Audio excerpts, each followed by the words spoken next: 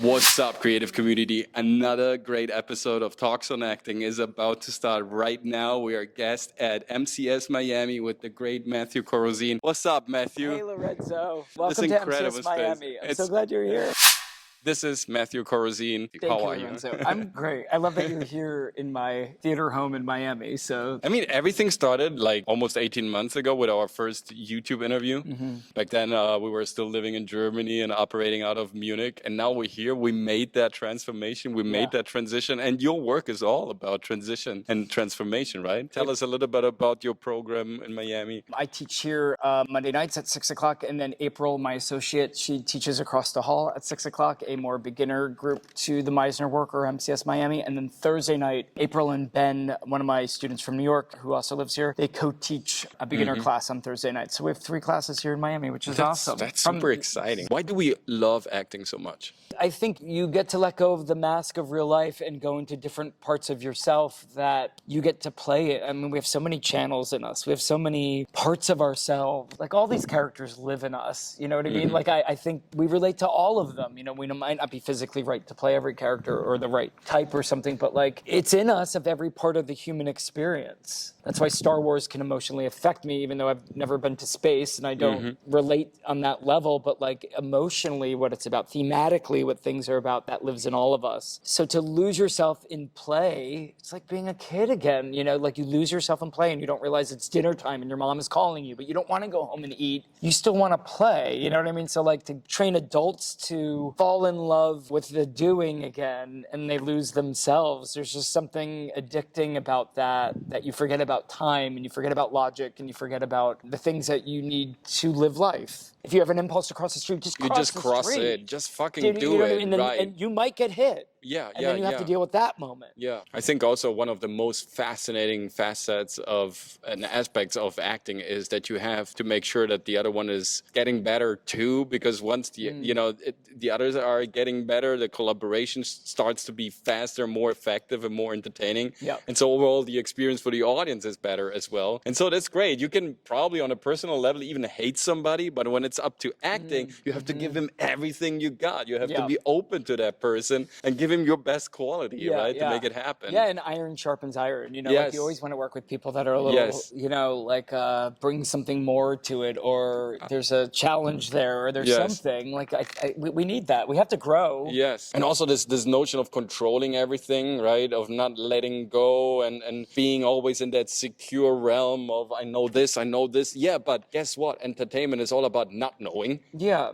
But as kids, you know, we get very conditioned. Oh, you feel love if you're like this. Oh, yeah. Of course. So we learned how to da-da-da-da-da-da-da. And also the system, right? You get good grades if you give me the exact response that I'm expecting from you. Let me do it exact and be good boy and whatever. You know what I mean? Yeah. And then I mastered one side of myself really well. And then there's a whole other side of you that's in the attic and in the closet. Right. That is like rotting away like Dorian Gray, you know, and angry and rageful secretly. And you're like, keep it quiet. Right. Keep feeding it enough to keep it alive, but keep it quiet. And this is where addiction happens. And this is where addiction happens, because you want to silence that thing instead of integrating that thing into your work. That all human beings have all sides to them. And I didn't learn how to play my darker sides as a kid. I thought you just had to be happy and good. And NASA keeps telling us that we're traveling with 106,000 kilometers through dark matter. 97% of the universe is dark matter. We don't know. It's the unknown. So if it's okay for Earth to travel through dark matter as long as we exist, it should be also okay to a certain extent for us actors and entertainers, comedians, and like creative people to travel through dark matter. Well, we have night and music has rests. You know what I mean? Like, I think that's interesting. Like, yes, the melody happens in the You have to space. come down. What comes up has, you know, and that's hard, especially for, I think, performers in the 50s and 60s, you know, before AA and Betty Ford clinics or what AA's been around a long time. But like, you know, they were on a high and they don't know how to come down, right? Or there were child stars that got into the system, or what did we say? We talked yesterday about talent destroyed, you know, and it's just, there's something about, especially childhood actors, at least from years Yeah. ago that didn't have help. They didn't know about the disease of addiction the way we know about it today. And sometimes we get our ego and our pride wrong, so we're not allowing ourselves to ask questions and ask for help and to reach out to people who might help us, right? It's like the first step is, of course, recognizing that, but I feel like we all do on a subconscious level that something is wrong or something is not quite right. It doesn't always need to be so traumatic. It doesn't need always to be a catastrophe, but also like performers, I feel like sometimes they are mad at themselves that they're not allowing to grow, to improve, and they're not asking for help for another coach or read other resources or just get the time to kind of, step out, right? When in doubt, zoom out, just step out of the system and say, what's wrong with my performance? What is not working? Where are my inconsistencies? How can I fix them, right? I should ask for help. I should look up some other resources. I should work with another acting coach. Like, get out of that comfort zone. I know, even for performers, of course, they've went through the work, they attended drama school, they went through all that stuff, and all of a sudden, now I have to change again. But guess what? Art is an ever-evolving, beautiful discipline, We are. I mean, I'm not who I was 10 minutes ago, Yes. nor are you. You really, I mean, like, I agree. we're always changing. It's a liquid state of existence. I hope so. I mean, it's hard, but to not recreate the past or what was once good or... What do you want to see first when somebody's approaching your class? Oh, I want them to be vulnerable and give it up. I don't want them to be funny necessarily. I don't want them to do what they're good at. I want them to be whatever vulnerability means to them, because everybody's different. But yeah, I want them to do the side of them that is hard for them. I don't want to set them up to fail either. I want to bring out that other side. That's why they're in my class. Even if they don't know why they're in my class. Yes. I like to be a little Trojan horse too. Like they think they're learning acting, you think you're coming for this. Yeah. And then you ended up getting this, and you're like... I thought this is script analysis. Right. I mean, I try to tell people, this is the world of my class, and you need to be in a place to... I like when people are hungry and have had it. I always say that. If you're hungry and you've had it... And we're not talking about therapy, right? Acting is acting because of that, because it's part of a therapeutical process. Therapeutic, for sure. Yes, but it's not our purpose, because a lot of people, they kind of get this mixed up sometimes. I mean, of course, you can come into an acting class because you want to get a therapy out of it. Yeah. But ultimately, a therapy is very personal, very intimate. Yeah. And so once you have to kind of blow it up, right, and magnify it, if you only perceive it as a therapy in the making, then you will get problems of kind of, But I think any great thing, or like learning tennis, like you're going to work out your life on the tennis court somehow. Like it's all going to connect to your divorce or something. Do you know what I mean? Like it's all, I think it all does, whether you're conscious or want to be in that conversation or you want to be oblivious to that or not. I think my class, we pull back the curtain of, look, this is what's going on in you. And you need to go there to bring that to your acting. Or not go there and bring, you know what I mean? That's kind of up to you, So I think we do pull back the curtain of there's a wizard pressing buttons and it's just a man. And what is your superpower? I think unblocking people, connecting them to something that they forgot. Yeah. I love the aha thing in humans.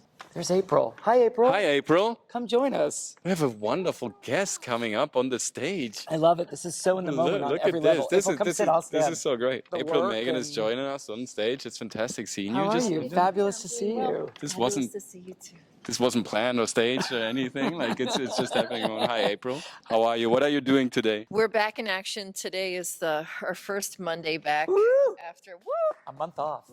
After a month off, and we have some new students, and we have some returning students, and we have some former students that haven't been here in a bit too. So there's a big mix of. It's a big mix. It's a big mix of a lot of levels and a lot of stuff, but it's also a wonderful acknowledgement that there is such a desire in this community for classical training technique, and hugely inspiring and encouraging to be a part of the evolution of this culture. And clearly there's an extraordinary amount of talent here to nurture and bring forth. So this night is kind of like a rebirth in a way. Yeah. Yeah. Excited about it. Hugely excited about it. Me too. It's going to be a great night. If you want, you can sit. I can stand in the middle. This is great. Yeah, sure. We're standing on this magnificent, incredible, and beautiful stage, right? To me, this is a holy place. Having a stage, a couple of stairs, it gives you like this pedestal. Everybody's watching, everybody's waiting, right? Everybody's wanting you to be great. And sometimes, of course, that is like for us entertainers, performers, performers, actors, sometimes there's this great threshold, right? This inertia of like, wow, look at all these stories, all these expectations.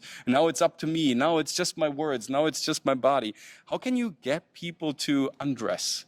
What a great question. I think one of the ways in which certainly introducing new people to the class and also bringing back previous students is to always establish a container of safety.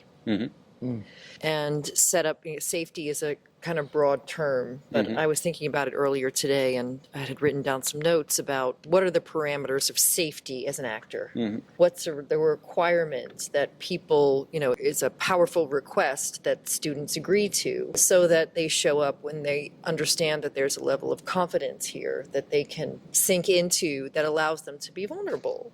Vulnerability, as Matt has spoken about for all of my teachings, and certainly has been woven into how I provide the opportunity for people to exercise their darker sides, is that we all hold each other. Yeah, and it's the art of paying attention when someone else is working, and that that people got my back while I'm working and we're present in the room. That makes it even safe. Just being present in the room creates a safety because people are not tuning out while I'm working. And, that creates a space of like, they're with me on this ride. Right. They're with you on the ride, but they're also, I think one of the wonderful things about your class that I've learned from being a student is that I see myself in other students. I see my own vulnerabilities in their vulnerabilities, and I cherish them. I hold them dear to my heart. And in that way, it provides kind of this lovely level of honor for an actor's journey through the evolution of discovering more of their notes that requires a great level of love to be present. I couldn't be more honored. I mean, to be here on this beautiful stage in this great auditorium with the two teachers, runners, and partners of the MCS Miami. Thank you so much, creative community, for stopping by. This was an epic Talks on Acting. Make sure to subscribe to Matthew's content. Make sure to check out April's content as well. Hit them up. Hit us up as well if you need to work on your performance as well. It's the COACHMC.studio. Send me a message and we can set up a free trial session and we find out if we're a good match for each other. If we are, let's start a new adventure. Till then, have so much fun with experimenting, with being free, and with being structured and not being afraid of your fear, and being that creative human being that you are, that we all know that you are. So no holds barred. See you next time. Thank you so much. Now, can we say that all together? Now you're ready to perform.